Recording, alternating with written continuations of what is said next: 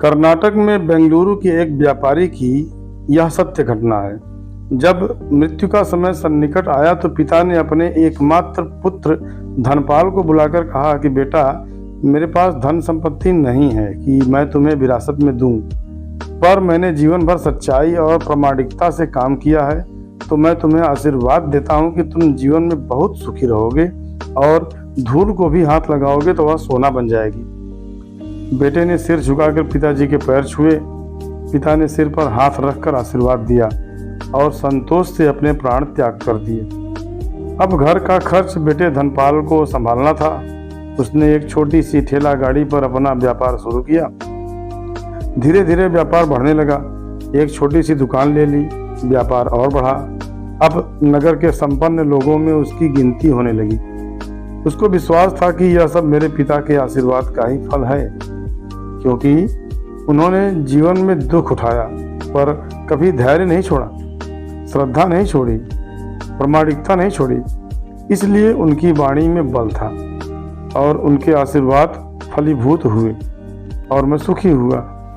उसके मुंह से बार बार यह बात निकलती थी। एक दिन एक मित्र ने पूछा, तुम्हारे पिता में इतना बल था तो वह स्वयं संपन्न क्यों नहीं हुए, सुखी क्यों नहीं हुए? धर्मपाल ने कहा, मैं पिता की ताकत की बात नहीं कर रहा हूँ, मैं उनके आशीर्वाद की ताकत की बात कर रहा हूँ। इस प्रकार वह बार बार अपने पिता के आशीर्वाद की बात करता तो लोगों ने उसका नाम ही रख दिया बाप का आशीर्वाद। धर्मपाल को इससे बुरा नहीं लगता। वह कहता कि मैं अपने पिता के आशीर्वाद के काबिल निकलूं, यही चाहता हूँ। ऐसा करते हुए कई साल बीत गए। वह विदेशों में व्यापार करने लगा। जहाँ भी व्यापार करता उससे बहुत लाभ होता। एक बार उसके मन में आया कि मुझे लाभ ही लाभ होता है, तो मैं एक बार नुकसान का अनुभव करूं। तो उसने अपने एक मित्र से पूछा कि ऐसा व्यापार बताओ कि जिसमें मुझे नुकसान हो। मित्र को लगा कि इसको अपनी सफलता का और पैसों का घमंड आ गया है। इसका घमंड दूर करने के लिए इसको ऐसा धंधा बताऊं कि इसको नुकसान ही नुकसान हो। तो उसने उसको बताया कि तुम भारत में लौंग खरीदो और जहाज में भरकर अफ्रीका के जंजीबार में जाकर बेचो। धर्मपाल को यह बात ठीक लगी। जंजीबार तो लौंग का देश है। वहाँ से लौंग भारत में लाते हैं और यहाँ 10-12 गुना भाव पर बेचते हैं। भारत में खरीद करके जंजीबार में बेचे तो साफ नुकसान सामने दिख रहा है। परंतु धर्मपाल ने तय किया कि मैं भारत में लौंग खरीद कर जंजीबार खुद लेकर जाऊंगा, देखूं कि पिता के आशीर्वाद कितना साथ देते हैं। नुकसान का अनुभव लेने के लिए उसने भारत में लौंग खरीदे और जहाज में भरकर खुद उनके साथ जंजीबार द्वीप पहुंचा। जंजीबार में सुल्तान का राज्य था। धर्मपाल जहाज से उतरकर और लंबे रेतीले रास्ते पर जा रहा था वहां के व्यापारियों से मिलने को। उसे सामने से सुल्तान जैसा व्यक्ति पैदल सिपाहियों के साथ आता हुआ दिखाई दिया। उसने किसी से पूछा कि यह कौन है? उन्होंने कहा, यह सुल्तान है। सुल्तान ने उसको सामने देखकर उसका परिचय पूछा। उसने कहा, मैं भारत के गुजरात के खंभात का व्यापारी हूँ और यहाँ पर व्यापार करने आया हूँ।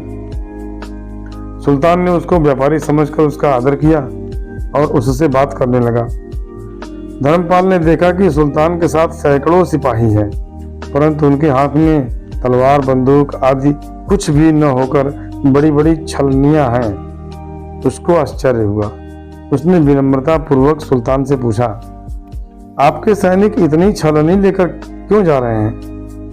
सुल्तान ने हंसकर कहा, बात यह है कि आज सवेरे मैं समुद्र तट पर घूमने आया था, तब मेरी उंगली में से एक अंगूठी यहाँ कहीं निकलकर गिर गई। अब रेत में अंगूठी कहाँ गिरी पता नहीं, तो इसलिए मैं इन सैनिकों को साथ लेकर आया हूँ।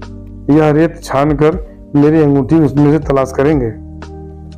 धर्मपाल ने कहा, अंगूठी बहुत बड़ी महंगी होगी। सुल्तान ने कहा, नहीं, उससे बहुत अधिक कीमत वाली अनगिनत अंगूठी मेरे पास है, पर वह अंगूठी एक फकीर का आशीर्वाद है।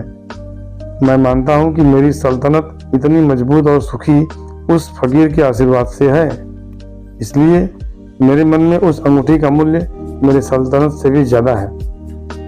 इतना कह करके सुल्तान ने फिर पूछा, बोलो सेठ, इस बार आप क्या माल लेकर आए हो? धर्मपाल ने कहा कि लौंग। सुल्तान के आश्चर्य का ठिकाना नहीं रहा। यह तो लौंग का ही देश है सेठ, यहाँ लौंग बेचने आए हो? किसने आपको ऐसी सलाह दी? जरूर वह आपका कोई दुश्मन होगा। यहाँ तो एक पैसे में मुट्ठी भर लौंग मिलते हैं। यहाँ लौंग को कौन खरीदेगा और तुम क्या कमा पाओगे?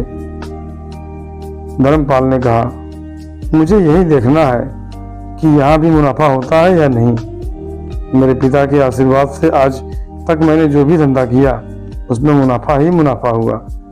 तो अब मैं देखना चाहता हूँ कि उनके आशीर्वाद यहाँ भी फलते हैं या नहीं। सुल्तान ने पूछा, पिता के आशीर्वाद, इसका क्या मतलब? धर्मपाल ने कहा, मेरे पिता सारे जीवन ईमानदारी और प्रामाणिकता से काम किया करते रहे, परंतु धन नहीं कमा सके। उन्होंने मरते समय मुझे भगवान का नाम लेकर मेरे सिर पर हाथ रखकर आशीर्वाद दिए थे कि तेरे हाथ में धूल भी सोना बन जाएगी। ऐसा बोलते बोलते धर्मपाल नीचे झुका और जमीन की रेत से एक मुट्ठी भरी और सम्राट सुल्तान के सामने मुट्ठी खोलकर उंगलियों के बीच में से रेत नीचे गिराई तो धर्मपाल और सुल्तान दोनों का आश्चर्य का पार नहीं रहा। उसके हाथ में एक हीरे जड़ित अंगूठी थी। यह वही सुल्तान की गुमी हुई अंगूठी थी। अंगूठी देखकर सुल्तान बहुत प्रसन्न हो गया। बोला, वाह, खुदा आपकी करामात का पार नहीं, आप पिता के आशीर्वाद को सच्चा करते हो। धर्मपाल ने कहा, फकीर के आशीर्वाद को भी वही परमात्मा सच्चा करता है। सुल्तान और खुश हुआ, धर्मपाल को गले लगाया और कहा, मांग सेठ, आज तू जो मांगेगा मैं दूंगा। धर्मपाल ने कहा, आप 100 वर्ष तक जीवित रहो और प्रजा का अच्छी तरह से पालन करो, प्रजा सुखी रहे, इसके अलावा मुझे कुछ नहीं चाहिए। सुल्तान और अधिक प्रसन्न हो गया। उसने कहा, सेठ, तुम्हारा सारा माल मैं आज खरीदता हूँ और तुम्हारी मुंह मांगी कीमत दूंगा। इस कहानी से शिक्षा मिलती है कि पिता के आशीर्वाद हों तो दुनिया की कोई ताकत कहीं भी तुम्हें पराजित नहीं होने देगी। पिता और माता की सेवा का फल निश्चित रूप से मिलता है।